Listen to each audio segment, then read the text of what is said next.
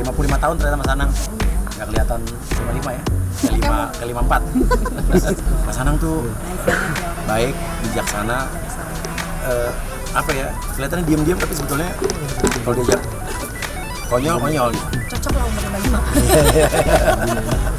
Ya proses yang panjang ya, pasti dari dulu zamannya Mas Anang sebenarnya pasti ya sampai akhirnya sekarang lah jadi pengusaha produser semua sukses, lagi di anggota dewan juga, dan bapak dan kakek sekarang ya sukses lah, udah sukses.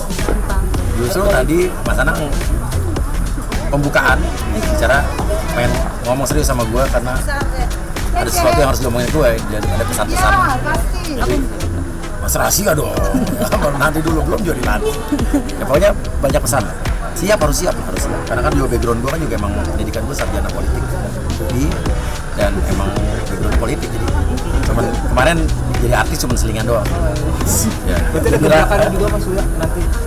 Iya dong, nanti kita lihat anggota dewan rambutnya biru tapi kelihatan nyeleneh secara fisik, tapi vokal.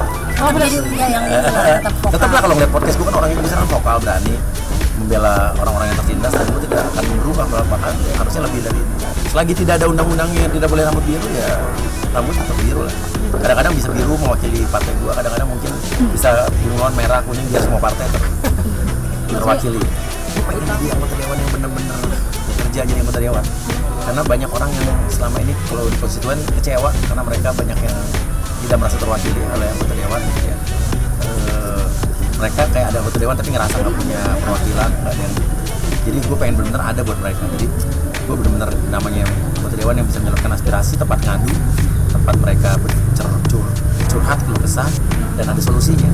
Dan selama ini kan podcast gue udah jadi media buat mereka curhat dan ada solusinya, dan gue kerjain. Karena selama ini gue jadi podcaster juga bukan podcast yang nyari AdSense, tapi podcast yang benar-benar malah lebih banyak keluar duitnya daripada dapat duit.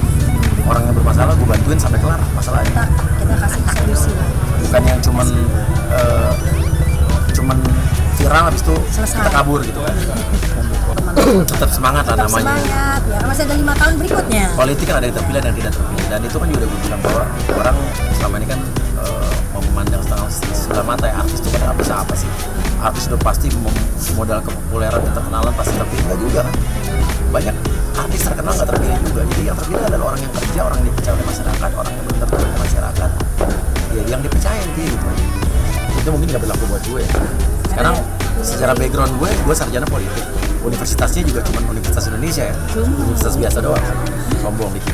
Kadang-kadang kita harus sombong. Kalau orang meremehkan kita sombong dikit nggak apa-apa. Ya, sekali-kali gitu. Bercanda, entertainment tetap, cuman kan dikurangin, dan hidup itu pilihan. Jadi saya kampanye kemarin pun pas kampanye kan gue bener-bener stop semua syuting gue berhentikan karena gue mau fokus, gue gak mau setengah-setengah, dan terbukti akhirnya gue menang jadi. Dan sekarang sebelum dilantik gue mulai masuk TV lagi, persis 1 hari setelah pemilu gue masuk TV lagi. Tapi nanti pas gue dilantik gue akan kurangin, paling punya cara TV 1 atau 2 kurangin, tapi fokus utamanya adalah di anggota dewan, dan gue akan buktikan gue adalah anggota dewan yang bisa di perwakilan masyarakat sesungguhnya, anggota dewan yang benar ya lihat aja lo, will sih lah.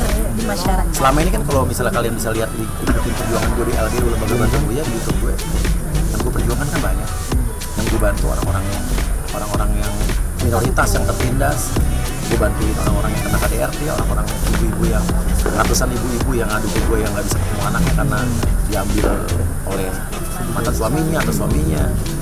Yang bisa mempertemukan cuman gue. Kadang-kadang Komnas itu aja nggak bisa, itu ngasih rekomendasi. Terus Kementerian PPPA juga gitu-gitu aja. Terus habis itu Mahkamah Agung yang harusnya punya mekanisme untuk mengembalikan anak ke pemilik hak asuhnya juga ya cuma begitu-begitu aja. Dan selama ini gue sebagai pribadi berhasil menjalani itu. Pekerja-pekerja migran yang bermasalah gue pulangkan dengan dana pribadi, sudah puluhan orang. Dan yang bermasalah secara hukum juga gue advokasi. Jadi sebetulnya kalau bisa dibilang tugas anggota DPR udah gue jalani selama 3 tahun terakhir sih. Iya sih, bener. Ya bukannya sombong, emang kenyataannya begitu. Gak dikasih politik sama dia. Kenapa Mbak itu? Karena belum waktunya. Karena buat saya, sebutlah saya mungkin sangat idealis gitu. Karena sebelum kita mapan dulu, jangan masuk politik dulu. Kalau kita sudah mapan, anak-anak sudah mapan, lalu kita terjun politik, bisikan-bisikan saya kayak korupsi segala macam itu dapat dihindari. Iya. Kalau udah mapan kan Gini, alhamdulillah. intinya gini, kita masuk ke politik saat gaji kita, penghasilan kita di entertainment atau di bidang usaha kita jauh lebih tinggi berkali-kali lipat dibanding penghasilan kita di DPR. Ya, manusia nggak ada yang sempurna. Tapi kalau ibaratnya penghasilan kita sudah di atas penghasilan DPR, ya intinya buat apa lagi kita ngambil. Intinya ini tinggal pengabdian bermanfaat, Buat masyarakat. karena gue percaya saat kita menolong orang lain, anak cucu kita nanti akan ditolong oleh orang lain di suatu saat. Anak-anak saya kuliah di luar negeri, nggak jauh dari sana, makanya kita banyak nolong pekerja migran yang di luar negeri, yang jauh dari keluarga. Jadi kurang lebih gitu lah. Saya sih antara 3 atau 9 atau 1. Satu itu kan luar negeri, intelijen, TNI, Menkominfo, KPI.